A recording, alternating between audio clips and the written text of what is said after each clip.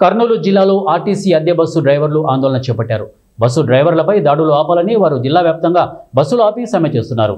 ఆళ్లగడ్డ డిపోకు చెందిన bus driver మహమ్మద్పై ఓ ప్రయాణికుడు bus ఆపలేదని Kadapa జిల్లా దువ్వూరు వద్ద దాడి చేశారు.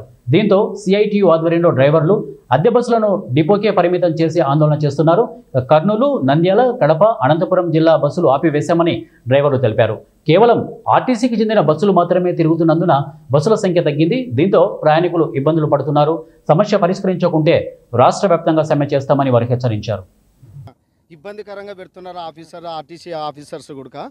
ఏ విధంగా అయినా దీన్ని బస్సులు పెంచి రద్దీ లేకుండా చేయవలసిందిగా కోరుతున్నాం సార్. నేను డ్రైవర్ని కొట్టినారు సార్. ఆళ్లగడ్డ డిపో డ్రైవర్ని సర్వీస్ చేస్తున్నాగా ఇంటి దగ్గర ఆపలేదని చెప్పి దువ్వూరు దగ్గర భయంకరంగా కొట్టినారు సార్. ఆయన హాస్పిటల్లో ఉన్నాడు. ఆయనకి సంఘీభావనంగా మేము సమ్మె చేస్తున్నాం సార్. నిరసన అన్ని అవును సార్. కడప గుడక సార్, కడప అన్ని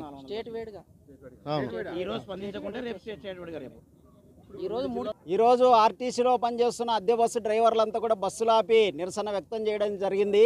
కారణం ఏమంటే నిన్న ఆళ్లగడ్డ కడప మధ్య తిరుగుతున్నటువంటి అద్దె బస్సు డ్రైవరు దువ్వూరు దగ్గర ఇంటి దగ్గర తనకు బస్సు ఆపలేదని చెప్పి ఒక ప్రయాణికుడు డ్రైవర్ పైన దాడి చేయడం జరిగింది. 10 కుట్లు పన్నాయి.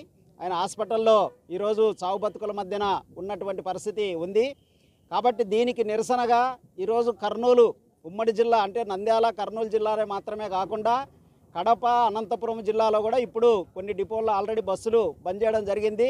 మన జిల్లాలో ఉన్నటువంటి అన్ని డిపోలు 4 డిపోలు కూడా ఇప్పటికీ బంద్ చేయడం అనేటువంటిది జరిగింది. అంటే ఇది ఇప్పుడే కాదు, మేము గతం నుంచి కూడా చెప్తున్నాం.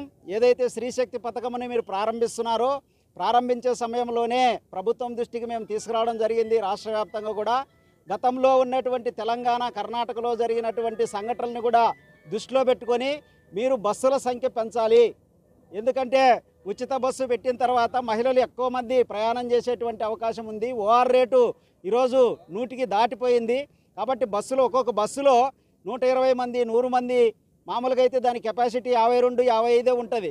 కానీ ఈరోజు 120 మంది ప్రయాణిస్తున్నటువంటి ఆ బస్సులో ఒక ఇంటి దగ్గర ప్రయాణికుడు ఆపమంటే ఎట్లా ఆపుతాడు?